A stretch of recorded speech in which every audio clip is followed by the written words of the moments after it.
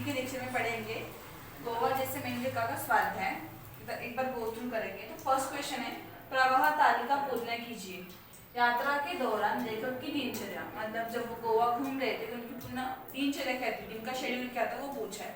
तो इसका आंसर है पेज नंबर 21, फर्स्ट पैरा। हम यहाँ चार छह दिन रहे, लेकिन हमारी एक ही दिनचर्या रही। सुबह जल्दी उठना, फटाफट नाश्ता करना और दिन भर घूम फिर कर थक कर शाम को रिसोर्ट आकर थकान मिटाने के लिए पूल में तैरना। तो इसका जो मैंने फ्रेम किया सेंटेंस कि सुबह जल्दी उठना, फटाफट नाश्ता करना, दिन भर घूम फिर कर रिसोर्ट में लौटना और थकान मिटाने के लिए पूल में तैरना, इनकी दिन भर की दिनचर्या थी। फिर पूछा है सेकंड क्वेश्चन, कृति पूर्ण कीजिए गोवा की ओर आकर्षित करने वाले घटक। मतलब गोवा किस कारण आकर्षित करते हैं हमें, तो वहाँ की प्रकृति, वहाँ का नेचर, वहाँ का आबोहवा मतलब वातावरण, फिर यहाँ की जीवन शैली, मतलब इधर जिस प्रकार के उधर के लोग रहते, उधर के स्थापत्य, फिर मन तरोताजा करने वाली शीतल हवा, उधर की ठंडी ठंडी हवा, उस सब के कारण गोवा आकर्षित करते, तो वो सब लिखे। फिर थर्ड क्वेश्चन है, लिखिए नीले पानी वाले पथरीला।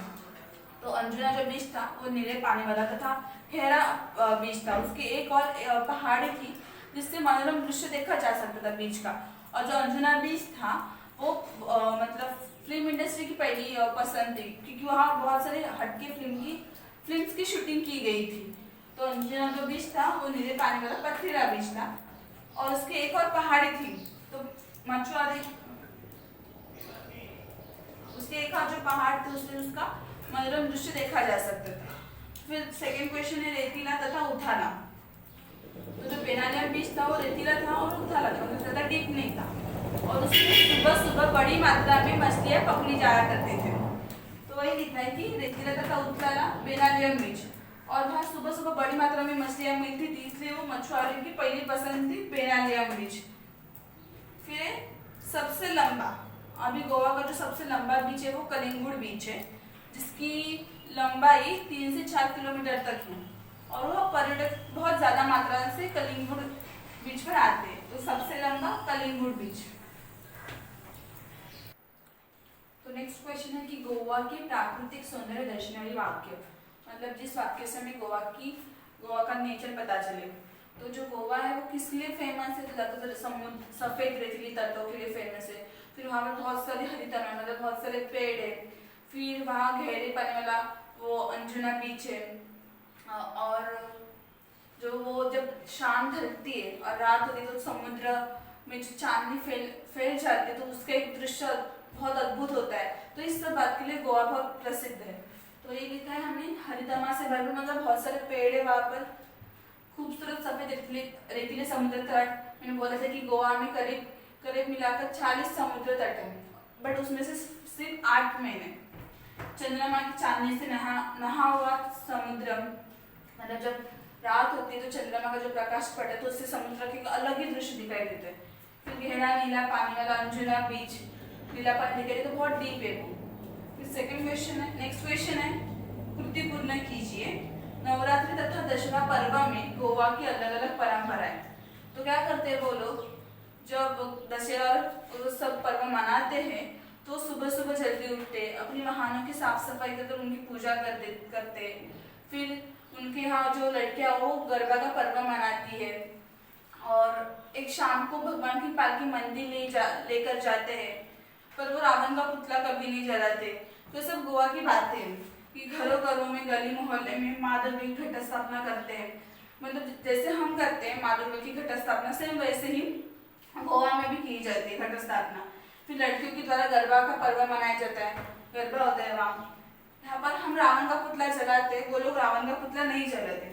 और वो सुबह सुबह उठकर अपने वाहन को साफ करते, बाद में उसकी पूजा करते हैं, क्योंकि वहाँ पर जो वाहन है वो मोस्ट ऑफली किराए पर दिए जाते हैं, तो उनका एक इनकम का वो साधन होता है।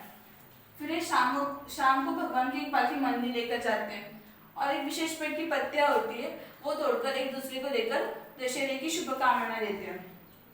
फिर है बेनालियम बीच की विशेषता। अभी जो बेनालियम बीच है वो कैसा था, वो रेतीला तथा उथाला था, मतलब डीप नहीं था। और यहाँ सुबह सुबह बड़ी मात्रा में मछलियां पकड़ी जाती है, इसलिए मछुआरों की पहली पसंद है। मतलब ज्यादातर लोग हम मछली पकड़ने के लिए जाते हैं। तो अभी नेक्स्ट है अंजुना बीच की विशेषता। तो जो अंजुना बीच है वो गहरे पानी वाला और बीच, इसकी मतलब पथरीला बीच है और इस पथरीले बीच के एक साइड की और पहाड़ है, तो पहाड़ी से आप वो पूरा ऊपर से दृश्य देख सकते हो बीच का। फिर ये बॉलीवुड की पहली पसंद है और अंजुना बीच पर बॉलीवुड की कई हिट फिल्मों की शूटिंग की गई है। तो ये लिखा है यह गहरा और नीले पानी वाला खूबसूरत बीच है। इस पथरीले बीच की एक और लंबी सी पहाड़ी है। यह बीच बॉलीवुड की पहली पसंद है। यहाँ कई फिल्मों की शूटिंग हुई है। फिर है नेक्स्ट कलिंगुड बीच की विशेषता है।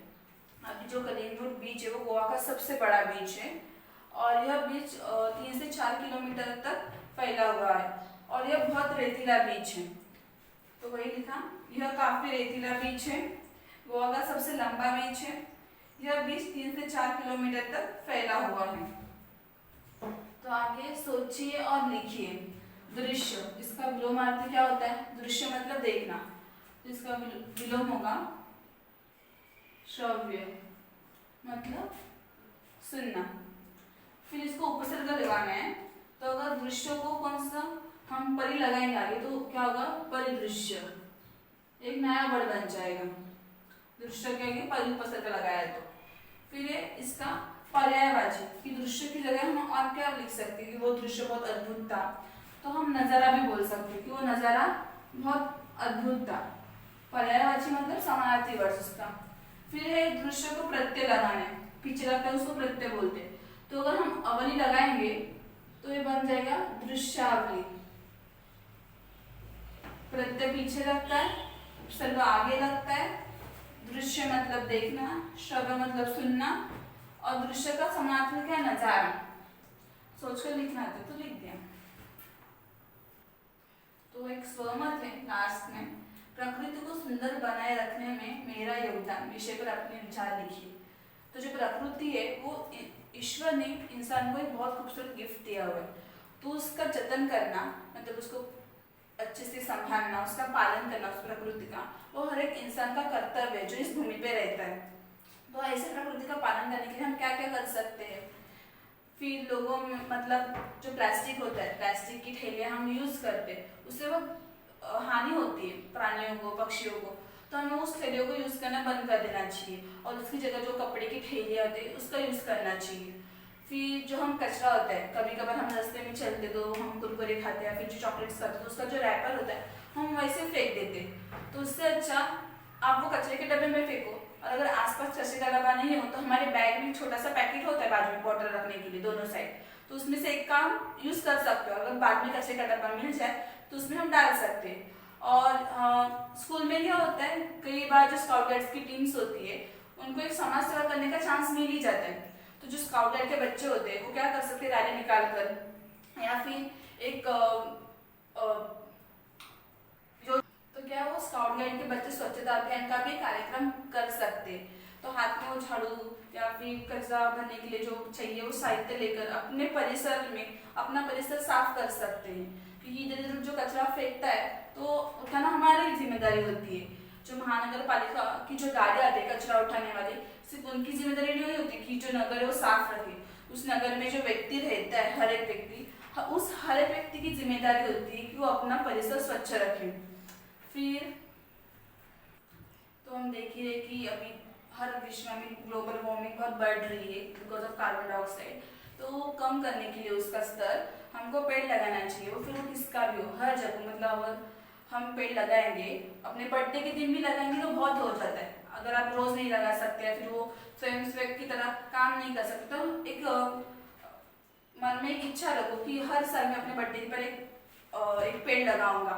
फिर क्या होता है कि ग्लोबल वार्मिंग बढ़ने का दूसरा कारण होता है जो हम गाड़ियाँ यूज करते हैं अपने पर्सनल गाड़ियाँ, उससे भी ग्लोबल वार्मिंग बढ़ जाती है। तो उससे अच्छा है कि हम सरकारी गाड़ी यूज करें या फिर खुद पैदल चलते चलते जाए।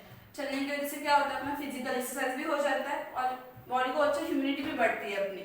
और सरकारी गाड़ी का भी यूज कर सकते हैं, उसको सरकार को भी बहुत फायदा होता है और अपना ऑक्सीजन मतलब कार्बन डाइऑक्साइड भी कम हो जाता है उससे। और हाँ, गर्मियों में क्या होता है कि पानी की बहुत कमतरता होती है, तो बाहर भी पानी की कमतरता होती है, तो पंछियों के लिए जो हम घर के बाहर या फिर हमारे गैलरी में छोटे से बर्तन में पानी रखना चाहिए ताकि उनको पानी मिले। नहीं तो क्या होता है, पानी ना मिलने से उनकी भूख भी होती है, तो थोड़ा सा हम ठंडे भी रख सकते हैं उनके लिए, उनके कारण उनकी मौत होती है। तो उन पक्षियों का भी जतन करना, वो भी प्रकृति का हिस्सा है, तो उनका भी जतन करना हमारा ही कर्तव्य है। तो गर्मियों में हमारे घर के बाहर हमको बर्तन में पानी या थोड़ा सा धान्य रखना चाहिए उनके लिए। ये सब मेरे ओन ओपिनियंस थे। अगर आपको कुछ और सोचता है, अपने ओपिनियंस आपको अच्छे लगते हैं कुछ, तो आप वो सब लिख कर अपना एक स्वमत लिख सकते हैं। और अगर किसी शब्द का मीनिंग, वर्ड का मीनिंग ना पता चला तो पूछ लेना मुझे।